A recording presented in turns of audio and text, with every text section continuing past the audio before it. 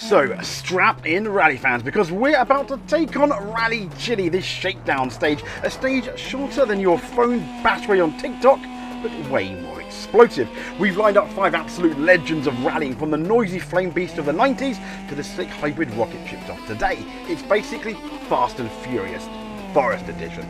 Over the next 2.813 kilometers, yes, we measured because science, these cars are going head to head to answer the ultimate question: does age come with wisdom or just slower split times? In a battle of horsepower versus nostalgia, grip versus chaos, and spoilers bigger than your mum's ironing board, Chile's forest roads just won't care.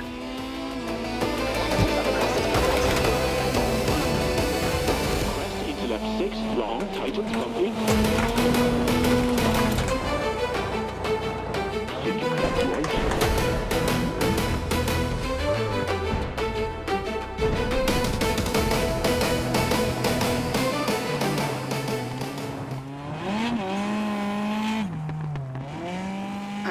First up to look at the track and admire is the Citroën DS3 WRC from 2011 with, yes, Petter Solberg, and it is now a go as we get launched. Now, the first big corner here is going to be a fairly tight hairpin, which we're coming up to it. Now we need to brake a bit earlier than we do, and here we go, flick, sweet as you like. How close will we get to that rock?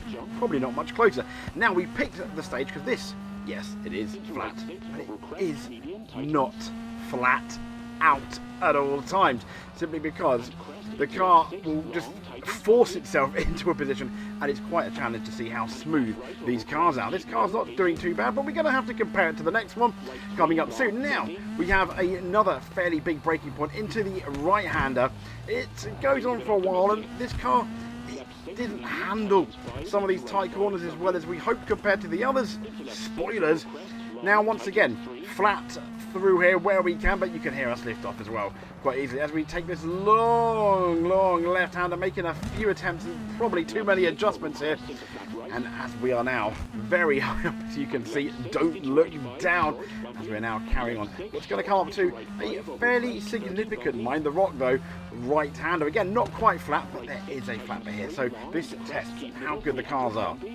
And here we go, as we turn down now to go absolutely flat out. Now, in relation to these tests, we did do 3 or 5 times in each car, and we took the best time to try and make it fair overall. And this is flat out with ultimately a 131.089. The Citroën has set the challenge. Take that Citroën and put it against a Volkswagen Polo RWRC from 2016.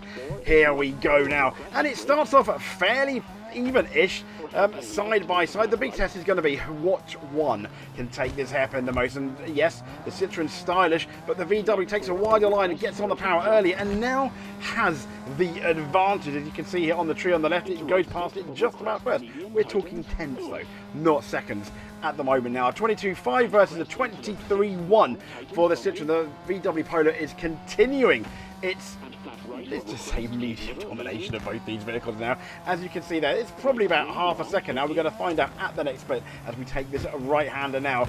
And as you can see, the VW takes it much better, a 38.8 to 39.2. So we're looking at about half a second faster at the moment is the VW Polo. Let's see how they do these fast corners, and particularly this quite fast left-hander. The VW seems a bit smoother there, but there was a massive correction, and it does look like he's caught up a bit, but we're still, no, it's still half a second down. The VW Polo is still in the lead now as we come up just past the rock. It does look like now the Citroën has very much caught up. Let's see the next bit then, fingers crossed. We're going to see now a yes, very much so. In fact, the VW is behind. Who has got on the power early? Who is faster? It's going to be neck and neck. It does look like now, though, that the VW Polo, the advantage, the straight line's been getting on that power super early. Yeah, the VW Polo wins with a time of a 1:30.240. We're looking at nearly 6 tenths faster than its Citroën friend. So next up, we've got the Mitsubishi Lancer Evo versus the Volkswagen Polo. The Lancer is from 2008, and here we go. It is pretty much a neck and neck again as we begin. Now, the big thing is going to be how good they can take this hairpin. So they're pretty much approaching about the same time. But it seems that the Lancia got on the power early, but was struggling a bit. So we're going to see here who is going to be who is looking like they're in the lead. It looks pretty close, and I tell you what, it is the VW Polo on a 22.5. We're looking nearly a second at this point. Now, I think they're evening out now with the VW Polo just still marginally ahead as we get into the right-hander.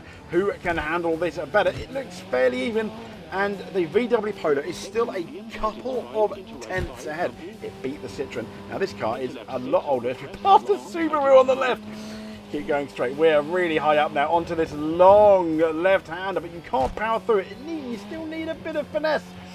And, well, the boat of the Mitsubishi compared to the nimbleness of the VW, but the Mitsubishi has gained a bit. We're looking at about a tenth difference now between the two. Mind the rock, it's pretty even, isn't it? As we are now going into the final split before we get to the end on this right-hander. This is a very important right-hander. And, wow, the Mitsubishi is now half a second up. It found a lot of time in what was a matter of tens of seconds, and I think it's very much going to win now. And yes, the Mitsubishi wins. It does a time of, drum roll, it's there, I promise. There we go, 129.7. So it only wins by, once again, near enough half a second. Not bad at all. So the Mitsubishi moves to the next round, and we are going all Subaru WRC 1997. Fingers crossed, and it is go. I think the Subaru got a tiny bit of a better launch, but we're going to tell now. Yes, he has. He's slightly ahead. When I look at the rock, into the hairpin we go, and once again, it is the Subaru, but the Subaru struggles a bit in that hairpin, and I think the Lancia caught up just the tiniest bit. But I feel the Subaru's still ahead as we're going into this complicated, very fast but not quite flat out section. And the Subaru is ahead by a fairly significant margin. We're looking at over half a second this time. Can the Lancia make it up now? As we go past the tree with the Subaru still ahead, but I think the Lancia's put off a bit as we go into this right-hander turn here. And it is, yeah, the Subaru is still about, what, 6, 7 tenths now. Is it going to remain there? Can the Subaru continue its dominance here, or can the Lancia do anything about it as we're coming into the long left-hander where it's the Subaru was struggling, but they had a couple of attempts, but it is still happily ahead of 58.6 for the Subaru, 59.3 for the Lancia. So we're still looking at that 6-7 tenths margin. And well, we got the rock, and yeah, we're definitely best part of a second as we're now coming down towards that long straight. But we need to take the right-hander first, and we're looking at near best part of a second, minus, well, 1/10. As who has put the pound early? I'm pretty sure it's the Subaru. I don't think there's anything now the Lancia can do. It's Subaru all the way now as we go through. Absolutely well done. The Subaru beats it 129.0 by 7 tenths. So to be fair, the Lancia did catch up. Who has a new challenger, the Citroen C3 from 2018. Let's go. And they both get away very nicely. It's going to be quite hard to tell until we get up to that hairpin. Yeah, pretty much even there when I'm looking at the rocks, but who is ahead at the hairpin? And it is very even stuff. The Subaru, as I said, went too wide, struggles to get on the power, and I feel now the Citroen is coming into its own. It's a smaller car, but it is more nimble. And here, 21. Wow, we are looking at 1.7 seconds. The Citroen takes it. This is almost embarrassing for the Subaru as we're now coming up with the Citroen to the right-hander. And we're looking at now, when we look at the times, a 35.9 for the Citroen, a 38.3. We're looking at seconds difference between these two. Yes, there is, decades difference between the two as well, but still, as we're coming now around the left-hander, the Citroen is absolutely dominating. It is on edge. Is there anything the Subaru can do? I don't really think there is. A 55.6 for the Citroen, a 58.6 for the Subaru. This is embarrassing. Will the Subaru driver just park up and quit? Probably not, but here we go now. Down the right-hander, which is really, really important, and there's nothing stopping. There's nothing stopping the Citroen. They're doing a 110.8, the Subaru 114.4. This is going to be 4 seconds potentially difference on a shakedown stage as 4 bananas. It goes the Citroen. 4 bananas goes the Subaru. The Subaru is yet to finish. It finishes now, what, we're looking at a 5-second difference, potentially 124.3 and a 129.0 for the Subaru. Wow. Now for the ultimate challenge, the Hyundai i20 Rally 1 from 2022 and the Citroën from 2018 beat it. Well, they both get away nicely, but it's so hard to tell until we get into that first hairpin and see who manages that first hairpin better, as we're both breaking for it now, and it is a very, very even at Stevens at the moment, so a lot's going to be said. Who can go the fastest through this not quite flat out section, but sort of? We're waiting at what, 21-0 and a 21-0 for both of them. A 20. I tell you what, there's not much between them now. As they're coming up, we have got the tree on the left, and it will appear now that the Citroën is slightly ahead. As we're coming in, yeah, the Citroën's definitely ahead on the 35.9 compared to a 36.6. The Citroën's looking to be 1 second ahead. That, I tell you what, I was not.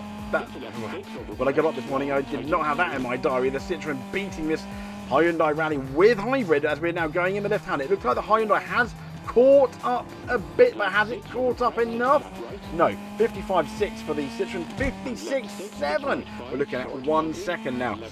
Can the Hyundai make it up on the long straight? It's going to have a lot to do, because the Citroën, I think, is nearly 2 seconds ahead now. Let's have a look, shall we, as we go. A 30, the 110.8, sorry, and a 111.9. Still that 1 second. And full bananas now for the Citroën. Full bananas for the hybrid Hyundai i20. Who's going to win? It's going to be the Citroën. So who would have thought it? Citroën v Hyundai and a modern rally car. And the Citroën wins by a fairly significant amount. And for Hyundai, well, I think he's driving for the forest. Damn, a few tears. But here we go. Here's the times. Thanks for watching.